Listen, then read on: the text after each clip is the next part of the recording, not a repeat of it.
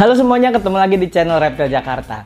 Di video kali ini mungkin udah sebulan yang lalu ya Max Koko 2024 berakhir. Tapi ada beberapa hal yang mungkin perlu gua update dan mungkin juga jadi pembelajaran kita bersama juga biar kedepannya lebih baik lagi. Terutama dari yang gua concern adalah dari gecko setiap peserta yang ikutan di Max Koko itu. Jadi gimana kondisinya dan gimana apa yang terjadi di sana segala macem bakal gua bahas lengkap di video ini. Jadi ya ini cuman ngobrol-ngobrol santai dan mengungkapkan apa yang jadi pikiran gua aja sih sebenarnya. Tapi sebelumnya jangan lupa like, share, dan subscribe channel Reptil Jakarta biar jadi channel edukasi gecko, kura-kura, dan kodok terbaik di Indonesia. Oke?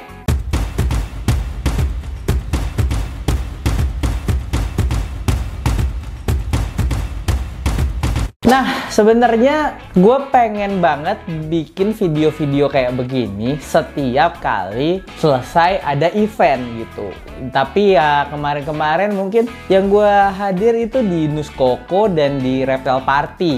Tapi ya nggak sempat bikin videonya juga. Nah, baru di Max Koko 2024 ini gue bikinin. Tapi sekilas ya gue agak review sedikit lah tentang Nus Koko dan Reptile Party sebelumnya. Nah, di Max Koko yang diselenggarakan kemarin itu setengah dari kategori Nus Koko. Jadi Nus Koko tuh 30 kategori, Max Koko cuma 15. Dan itu tuh menurut gua kemarin padet banget. Kalau nggak salah ya dari data gua, kalau nggak salah ingat, di Nus Koko tuh 420-an peserta kalau nggak salah. Nah di Max Koko kemarin itu 340 apa 350-an sekian gitu. Jadi sebenarnya cuman beda dikit. Tapi bayangin dari yang 30 kategori terus jadi cuman 15 kategori. Bayangin senumpuk apa itu para pesertanya. Dan kemarin yang paling banyak itu gue nggak sangka-sangka. Jadi sebelumnya, by the way sambil santai aja ya ngobrolnya. Kemarin itu di Nus Koko kelas yang salah satu yang dikit-dikit tuh kelas yang super hypo, Sunblow gitu, itu nggak terlalu banyak lah pesertanya seingat gue ya. Jadi makanya di Max Koko bulan lalu itu gue tuh ngadain langsung digabung aja gitu. Gue pikir kayak amit-amit misalnya satu kelas tuh cuma 12. Kita kan setiap event yang diselenggarain sama Repjak itu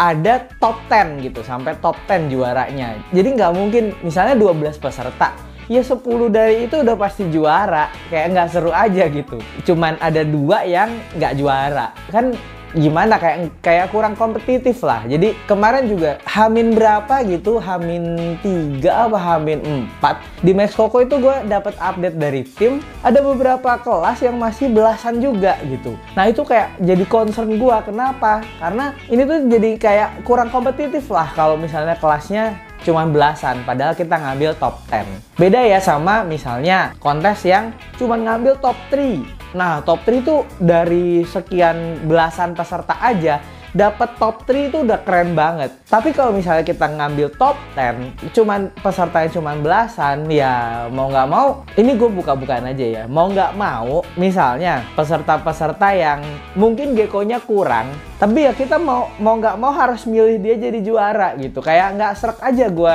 jadi jurinya gitu. Makanya gue push kemarin, ayo ada pengumuman, kalau kalian notice ada pengumuman yang kayak misalnya kategori yang masih sedikit pesertanya, itu bener-bener gue push di hari-hari terakhir pendaftaran. Kenapa? Karena gue nggak mau eventnya kurang kompetitif jadinya. Gue nggak mau kayak gini. Ada beberapa yang ngaku-ngaku nih, misalnya ini salah satu event yang bergengsi. Selain Nus Koko, Reptile Party, apa event-event yang lain-lain juga yang peserta banyak-banyak tuh menurut gue sangat-sangat bergengsi buat menang. Gue nggak mau ada orang yang oknum-oknum yang memanfaatkan kalau misalnya dia ngaku-ngaku juara, bekas juara di Max Koko, padahal satu kelas tuh misalnya isinya cuma 8, ya mau nggak mau pasti juara, orang diambilnya top 10 gitu. Jadi untuk menghindari yang seperti itu akhirnya gue push. Nah kemarin tuh akhirnya pesertanya ya di atas 15 semua lah per kelas gitu, nggak ada yang di bawah-bawah itu. Jadi menurut gue udah lumayan kompetitif banget buat event yang Mungkin itu event yang kecil kemarin, nggak kayak gede-gedean jor-joran kayak Nuskoko. Tapi ya menurut gue rame, dan thank you buat antusias teman-teman semua buat ngikutin acara Max Koko 2024 kemarin. Nah, jadi itu sekilas tentang Max Koko. Jadi apa yang baik dan apa yang buruk, jadi ini harus gue buka-bukaan lah, biar kita juga sama-sama evaluasi ke depannya. Ada yang what's good dan what's bad. Nah, what's good-nya apa? What's good-nya tuh menurut gue ya tadi yang udah gue bahas dari awal, eventnya tuh kompetitif. Kenapa? Karena cuma dari 15 kategori, pesertanya 300 sekian, itu menurut gue udah kompetitif banget. Beda ya sama event-event yang mungkin 20 kategorinya, 25 kategorinya. Ya peserta 300 dibagi, misalnya 300 peserta dibagi 20 kategori, kan satu kelasnya kurang lebih 15 peserta doang gitu. Tapi kemarin ada yang kelas yang Sanglo SATCT itu kelas terbanyak yang pernah gue nilai. 47 peserta. Itu gimana nilainya coba? Jadi Sanglo SATCT udah warnanya orange semua, CT-nya juga panjang-panjang banget, warnanya juga cakep-cakep. Apa harus pilih yang mana gitu? Itu bener-bener pusing banget. Itu kelas yang paling menurut gue paling kompetitif, dan yang juara tuh udah pasti ya oke lah gitu di kelas itu. Walaupun mungkin ketakutan terbesar gue adalah waktu dapet kelas yang sebanyak itu pesertanya, ada kategori yang sebanyak itu pesertanya, ketakutan gue adalah nilainya jadi kurang. Jadi misalnya nilai itu adalah penjumlahan dari 3 juri. Nah, kalau misalnya ada nih sebenarnya yang bagus menurut gue, menurut juri lain, menurut juri lainnya lagi, tapi kita selera berbeda, dan itu tuh kita masukin misalnya nomor 1 dia, tapi juri yang lain tidak melihat dia tuh bagus, jadi dia tuh masuk ke nomor sekian. Terus ada lagi yang juri lain nilainya yang ini tuh bagus banget menurut dia, tapi menurut gua nggak terlalu bagus. Nah, akhirnya ya udah nilainya tuh kayak jomplang, dan gue takutin ada yang nggak bagus-bagus banget, tapi ketemu nih dari 3 juri, ujung-ujungnya nilainya paling gede. Nah, dia akhirnya juara 1 gitu. Itu yang sebenarnya gue hindari, dan kemarin kalau teman-teman lihat, kita akhirnya menilainya dengan cara sortir dulu yang menurut kita oke, bodinya perfect, layak buat jadi juara. Dari 47 itu kita ambil beberapa. Nah, dari beberapa itu baru kita fokusin buat menilai yang udah kita sortirin. Tapi nggak menutup kemungkinan ada beberapa yang mungkin ujung-ujungnya pas kita udah sortir, kita kurang serk juga. Akhirnya kita nilai yang lain-lain juga gitu. Nah, tapi itu tuh menurut gua udah lumayan objektif lah, udah lumayan mengerucut dan nggak bias jadi nilainya. Itu yang what's good-nya. Jadi kompetitif banget. Ya, selain menurut gua kompetisinya itu sangat-sangat kompetitif, ini bener-bener kompetisi menurut gua. Tapi selain itu tuh antusias dari peserta tuh lumayan oke lah ya buat ngikutin acara-acaranya. Ini dari segi acara. Poin terbaik menurut gua, salah satu poin terbaik menurut gua adalah acaranya kita bisa mengemas dengan rapi gitu. Ini satu-satunya kontes perdana yang pakai kontes paspor, dan itu tuh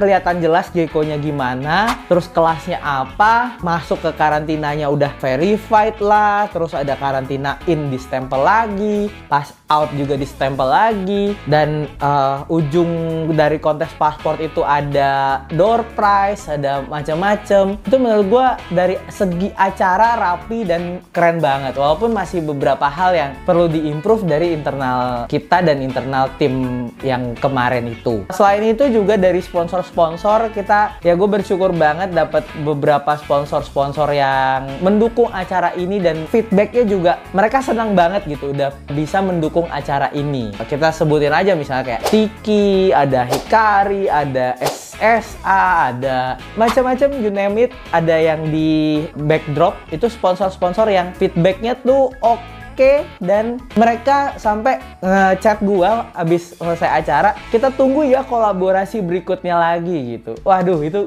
gue seneng banget, karena ini juga apa ya, apresiasi juga buat teman-teman yang mendukung acara ini, terutama waktu talk show itu pada dengerin semua. Terus waktu mungkin dari pihak sponsor kita ada yang melakukan survei, ada yang nanya-nanya, ada yang bagi brosur, ada yang apa gitu. Itu teman-teman sangat-sangat mensupport. Gue say thank you banget kalau nggak ada kayak begitu-begitu. Hal-hal kecil seperti itu yang menunjukkan support, hal kecil support dari gesture, dari antusiasme yang kayak gitu-gitu tuh udah menurut gue sangat-sangat gue apresiasi banget buat teman-teman yang mendukung seperti itu. Tapi ya nggak menutup kemungkinan ada yang hal-hal yang negatif mungkin ya, yang what's bad-nya. Itu gue juga melalui video ini juga say sorry, mungkin ada beberapa kekurangan. Salah satunya mungkin di dalam karantina itu buat ngembaliin gekonya awal-awal tuh lama. Gue push bener-bener ayo cepet di handle-nya, tapi bener-bener hati-hati, jangan ngeradak geruduk tapi cepet gitu. Nah itu awal-awal mungkin masih belum bisa menyesuaikan, walaupun teman-teman yang di tim handling itu adalah teman-teman pemain Gecko juga, tapi ya akhir-akhir udah oke lah, flow-nya udah dapet gitu. Dan ada beberapa Gecko juga yang mungkin ada satu Gecko yang case kayak gini nih. Jadi satu Gecko itu dapet daftar beberapa kelas dan ternyata keselip. Pas udah jalan nih kelas, udah masuk semua, ternyata Gecko dia udah ketumpuk-tumpuk di bawah di kategori yang sebelum-sebelumnya gitu. Nah itu yang bikin lama jadinya. Tapi itu udah gue evaluasi dan harapan gue ke depannya udah jauh lebih baik. By the way, sebenarnya Max Koko ini udah jauh lebih baik daripada Nus Koko kemarin guys gitu. Ini buka-bukaan aja. Nus Koko kita jujur-jujuran Rapjak itu baru pertama kali mengadakan event kontes di Nus Koko kemarin. Sebelumnya kan gue cuma jadi juri. Nah ini bikin event terus langsung gede-gedean pengennya, dengan banyak idealisme di dalam pikiran gua, tapi ternyata ya banyak beberapa hal yang miss dan beberapa hal yang kurang sesuai harapan. Tapi feedback dari teman-teman sebenarnya oke-oke aja sih. Cuma dari diri gua pribadi, gua harus bikin event yang lebih rapi, lebih bagus daripada Nus Koko. Akhirnya terciptalah Max Koko yang menurut gua sangat-sangat jauh lebih better daripada yang event sebelumnya. Nah, harapan ke depan mungkin video ini mungkin ditutup dengan harapan gue ya. Mungkin harapan yang akan terwujud di 2025 ya. Ini udah mulai penghujung tahun. Ya kita boleh ya bercita-cita, berangan-angan di tahun depan kita mau ngapain. Nah, salah satunya adalah kita udah pasti bakal mengerjakan Nus Koko 2025 di ICE lagi dan di bulan Juni lagi. Nah itu harapan gue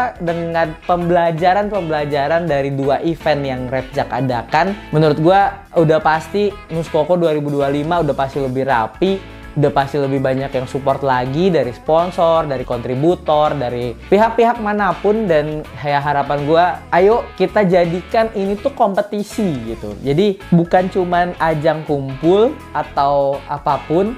Gue sangat, yang waktu Max Koko kemarin, gue sangat willing, gue sangat mau buat ngasih tahu teman-teman yang mau belajar gitu. Jadi ada beberapa kemarin yang udah pengumuman tapi ternyata nggak dapet juara. Mereka ini beberapa datengin ke gua dan nanya gitu, mau belajar gimana, harus diimprove apanya sih dari Gecko yang saya bawa ini. Nah itu gue kasih tahu begini. Nah gue sangat mengapresiasi orang-orang yang seperti itu. Dan harapan gue adalah di Nus Koko 2025, ayo kita berkompetisi lebih oke lagi, kita bikin Gecko yang lebih cakep lagi. Dan pesan gue jangan sampai kita bawa Gecko yang cuman dari ini. Gue harapin nggak ada yang punya pikiran kayak gini. Tapi yang gue takutkan adalah ada teman-teman yang baru nih main Gecko, terus beli Gecko mahal. Misalnya contoh, yang paling mudah, yang paling sering gue omongin itu Black Knight Solid. Black Knight Solid itu harganya nggak main-main kan, pasti juta-jutaan lah gitu. Apalagi kalau jantan ya bisa di atas 5 juta mungkin. Tapi Black Knight Solid itu kebanyakan genetiknya sudah jenuh. Nah genetiknya udah jenuh, akhirnya ada cacat-cacatnya lah. Nah itu nggak mungkin gua sebagai juri itu meloloskan yang kayak gitu-gitu, yang cacat, yang apa, hanya karena ngelihat warnanya cakep gitu. Itu nggak sama sekali bukan prinsip gua, dan gue percaya juri-juri yang lain juga nggak mungkin lah meloloskan yang kayak gitu-gitu. Nah, jadi pesan gua bukan cuman warnanya yang bagus, tapi bener-bener perhatiin anatomi, karena gecko itu anatomi dan proporsi badan itu jauh-jauh lebih penting daripada cuman main warna gitu. Jadi ya harapan gua nih masih banyak nih, masih panjang waktunya. Mungkin sebelum itu gue juga ada beberapa pihak-pihak yang ngajakin gue kerjasama lagi buat, bukan gue sih, Rapjack dan tim-tim yang kemarin itu buat ngadain event lagi kecil-kecilan, tapi nggak tahu jadi apa enggak. Kalau jadi nanti gue announce lagi,